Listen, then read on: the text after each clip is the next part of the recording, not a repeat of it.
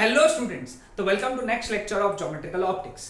पिछले लेक्चर तक हम लोगों ने बात किया था condition for no emergence, condition for grazing emergence and maximum deviation का। आज हम लोगों को प्रिज्म से रिलेटेड एक बहुत इंटरेस्टिंग कॉन्सेप्ट पढ़ना है which is dispersion. Dispersion basic class 10th में हुआ है। एक रंग का 7 रंग में टूटना, one colour is getting splitted into 7, its constituent 7 colors and that phenomenon is known as dispersion, है ना। डिस्पर्शन यानी क्या? व्हाइट लाइट का उसके 7 अलग अलग कंपोनेंट्स के कलर में टूटना, और ये काम को डिस्पर्शन कहते हैं। डिस्पर्शन कराता कौन है? प्रिज्म कराता है। ओके, प्रिज्म एक ऑप्टिकल इंस्ट्रूमेंट है जो डिस्पर्शन कराता है। तो आज हम लोग देखेंगे उसके बारे में कि डिस्पर्शन होता क्यों है और उसके अंदर हमको क्या क्या फॉर्मूलेज याद रखने हैं। ओके, सो हमारा आज का पहला टॉपिक है Cauchy's formula. Give the heading Cauchy's formula. बहुत इंपॉर्टेंट कॉन्सेप्ट है। कॉशी ने स्टडी किया प्रिज्म को, ओके, और ये बताया कि जो रिफ्रैक्टिव इंडेक्स है प्रिज्म का that is function of wavelength, है ना। Refractive index is function of wavelength, यानी कोई भी प्रिज्म के लिए रिफ्रैक्टिव इंडेक्स कांस्टेंट नहीं है, वो अलग अलग वेवलेंथ्स के लिए अलग अलग वैल्यू रखता है। Okay, wavelengths. अब हमको ये पता होना चाहिए कि वेवलेंथ हर कलर का अलग अलग होता है। We know that wavelength it is maximum for red colour and wavelength it is minimum for violet colour.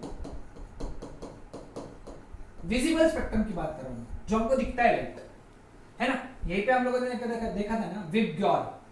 तो विबग्योर में याद रखना है तुमको, हम लोग इलेक्ट्रोमैग्नेटिक वेव्स में तो बहुत डिटेल में बात करेंगे, और इनफैक्ट हम लोग वेव ऑप्टिक्स में भी बात करेंगे कि वॉयलेट कलर का वेवलेंथ सबसे कम है विजिबल लाइट में, जो हम देख सकते हैं, और रेड कलर का वेवलेंथ ज्यादा है। ठीक है, ये ध्यान में रखना है। अगर नहीं पता है तो मार्जिन में लिख के रख लो। Okay, wavelength is maximum for red colour and wavelength is minimum for violet colour. ठीक है, तो कॉशी का क्या बोलना था कि ये जो रिफ्रैक्टिव इंडेक्स है प्रिज्म के लिए refractive index that is dependent on wavelength, that is function of wavelength, है ना। यानी अगर लाल कलर डाला तो उसके लिए, सिंस उसका वेवलेंथ अलग है तो उसके लिए रिफ्रैक्टिव इंडेक्स अलग रहेगा। वायलेट कलर डाला प्रिज्म के ऊपर तो उसके लिए रिफ्रैक्टिव इंडेक्स अलग रहेगा। बहुत ज्यादा फर्क नहीं रहेगा बट थोड़ा बहुत रहेगा। ये कॉशी ने स्टडी करके बताया, और उसने जो फॉर्मूला दिया कॉशी ने, उसको हम लोगों ने कहा Cauchy's formula. Okay, so we should know what is Cauchy's formula. Cauchy's formula is a plus some constant, a is some constant plus b some another constant upon lambda square. Okay, this is Cauchy's formula. ये तुमको याद रखना है सिर्फ। अब इसका basics क्या है मैं समझाता हूँ। देखो, कॉशी का ये बोलना था कि ये दो कांस्टेंट हैं और वेवलेंथ रिफ्रैक्टिव इंडेक्स वेवलेंथ पे इस इक्वेशन की तरह डिपेंड करता है, मतलब inversely proportional to lambda square, वो भी सेकंड टर्म, है ना। तो उसका बोलना था कि अलग अलग वेवलेंथ के लिए अलग अलग रिफ्रैक्टिव इंडेक्स होता है। लाइट के अलग अलग वेवलेंथ्स के लिए अलग अलग रिफ्रैक्टिव इंडेक्स होता है। क्लास 10 में तुमने पढ़ा कि 7 कलर आए और वो टूट गए। अरे क्यों टूटे? कारण ये था, ये कारण था कि इस कारण की वजह से लाइट अलग अलग 7 कलर में टूट गया। अब ऐसा क्यों? क्योंकि हमको मालूम है जैसा रिफ्रैक्टिव इंडेक्स होता है वैसा लाइट का बेंडिंग होता है। ओके, मैंने वापस लिखता हूं, देखो क्या बोला मैंने। जैसा रिफ्रैक्टिव इंडेक्स वैसा लाइट का बेंडिंग, पहली चीज। ओके, ज्यादा रिफ्रैक्टिव इंडेक्स ज्यादा लाइट का बेंडिंग,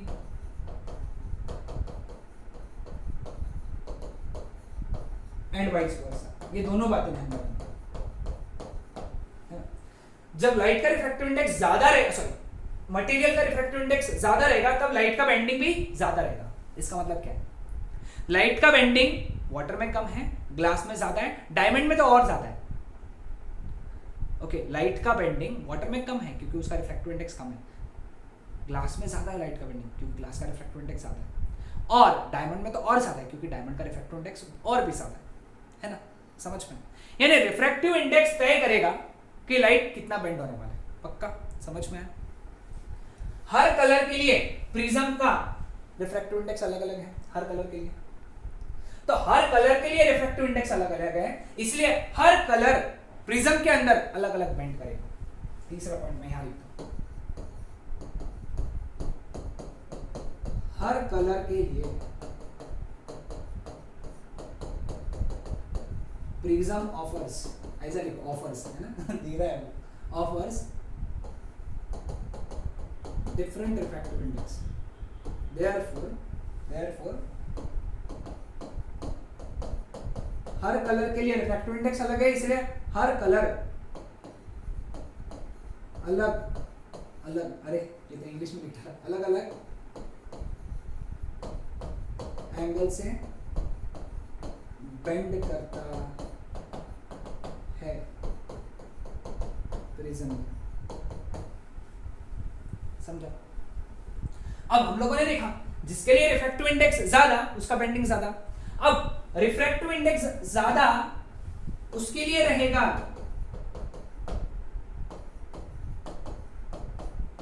उस कलर के लिए रहेगा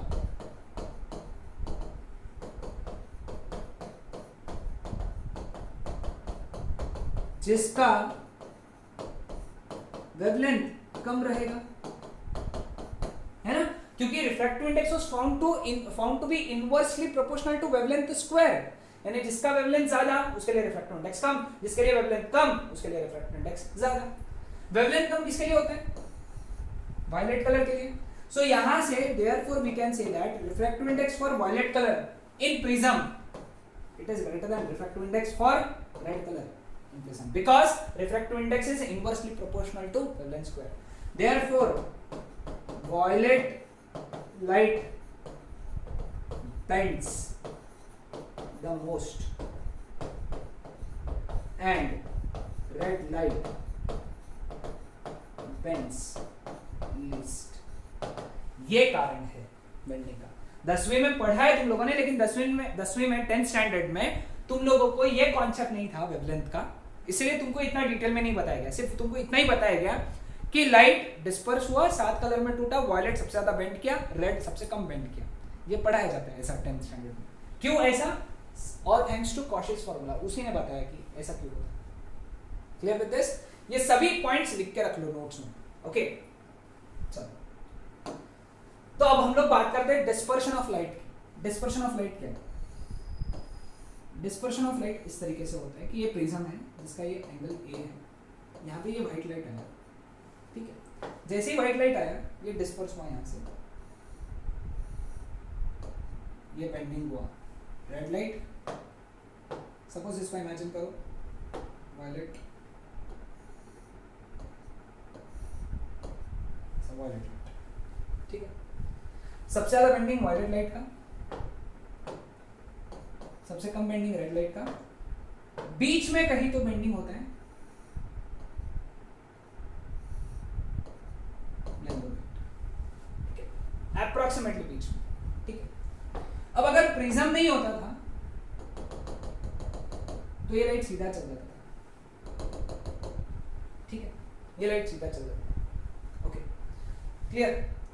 अब हम लोगों को एंगुलर डिस्पर्शन नाम का कंसेप्ट पढ़ना है, उसके पहले एक कंसेप्ट समझ लो। देखो, यानी इसका मतलब यह है कि रेड लाइट का deviation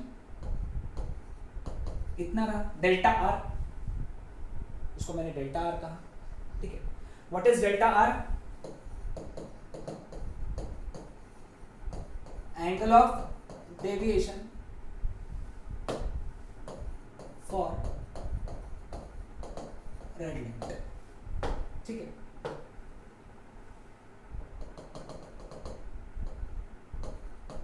delta V angle of deviation for yellow light, है ना,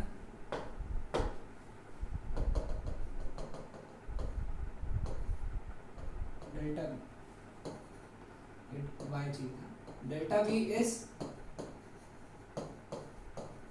angle of deviation for violet light, है। ये तीन हमारे पास में एंगल ऑफ डेविएशन है। ओके, तो हमारा अगला टॉपिक क्या है? देखो यहाँ पे, अब ऑरेंज नहीं यूज हो रहा है ना, बेचारे ऑरेंज यूज कर लेते हैं। एंगल ऑफ ऑफ डिस्पर्शन या फिर angular dispersion. Okay, angle of dispersion या फिर angular dispersion denoted by theta. It is denoted by theta. किससे डिनोट करते हैं और इसको डिफाइन कैसे करते हैं? Okay, it is defined as difference between angle of deviation for violet colour and red colour. याद रखो, the difference between angle of deviation for violet color and red color, that is known as angular dispersion. उस angle को हम लोग angular dispersion कहते हैं.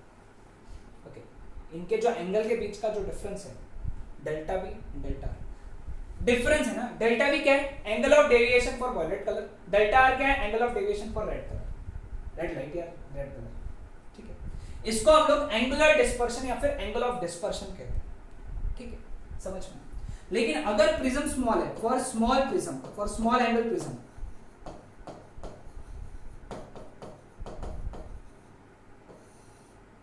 For small angle prism, okay, छोटे angle के प्रिज्म के लिए हमको पता है कि delta is equal to mu minus 1 into A. ठीक है, तो एक काम करेंगे हम लोग, यहां से डेल्टा वी का फॉर्मूला लिखेंगे, mu V minus 1 into A and delta r is mu r minus 1 into a. ये दोनों वैल्यू सब्स्टिट्यूट किए यहाँ पे हम लोगों ने, तो हमको क्या मिलेगा? डेल्टा v के जगह लिखा mu v minus 1 into a minus mu r minus 1 into a. a common निकला, ब्रैकेट में क्या बचा? mu v minus 1 minus mu r plus 1. a common निकाल दो, है ना. लिखते चलो आराम से. माइनस 1 प्लस 1 कैंसिल हुआ, तो देयरफॉर थीटा का दूसरा फॉर्मूला बन गया mu V minus mu R into A. तो ये दोनों फॉर्मूले तुमको याद रखने पड़ेंगे, पहला और दूसरा. ठीक है, तो ये था concept of angle of dispersion या फिर एंगुलर डिस्पर्शन. ठीक है, चलो अगले कॉन्सेप्ट की तरफ बढ़ते हैं. कलर कौन सा लेंगे? ये mean deviation. Mean, okay, average. Okay, average deviation. Average deviation जो होगा, डेविएशन मतलब delta, that is the deviation for yellow colour. उसको हम लोग बोलते हैं deviation for yellow colour. And deviation for yellow colour is given by mu Y minus 1 into A. Okay, ये तीसरा important formula.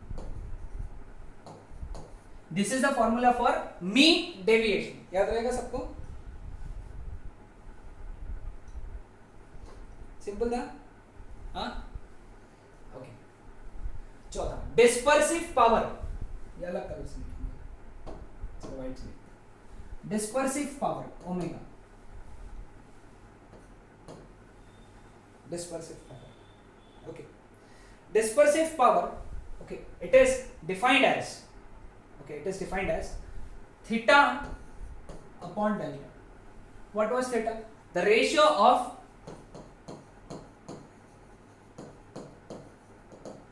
angular dispersion to mean deviation. ठीक है, clear? तो ये फॉर्मूला तुमको याद रखना है.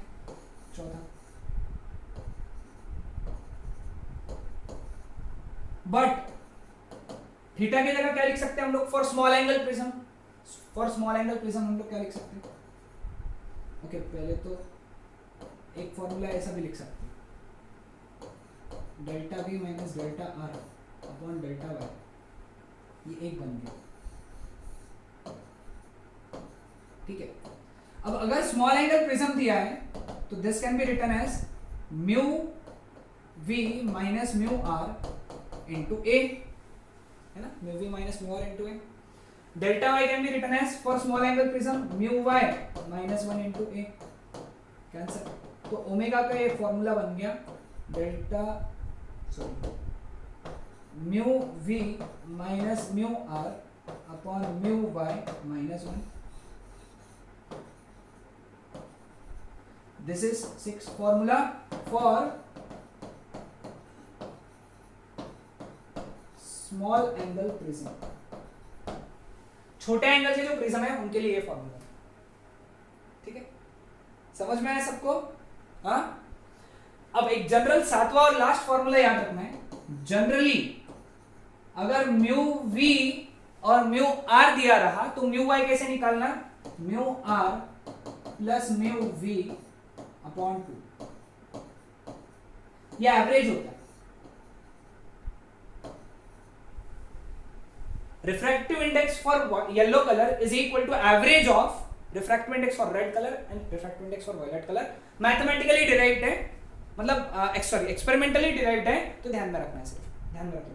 कभी कभार यूज करना पड़ता है, मतलब बहुत कम प्रॉब्लम्स में, बाकी सब प्रॉब्लम्स में 6 फॉर्मूले से हो जाएगा, काम हो जाएगा। ठीक है, समझ में आया? ओके, तो नेक्स्ट लेक्चर में हम लोग इसी के ऊपर न्यूमेरिकल्स डिस्कस करेंगे। Okay, numericals on dispersion of light through prism. Okay, और फिर ये टॉपिक कंप्लीट हो जाएगा। नहीं, फिर एक और टॉपिक बचा है, sorry extremely sorry, deviation without dispersion and dispersion without deviation. Okay, anyways हम लोग आगे के लेक्चर में पढ़ेंगे अच्छे से। Okay, bye bye.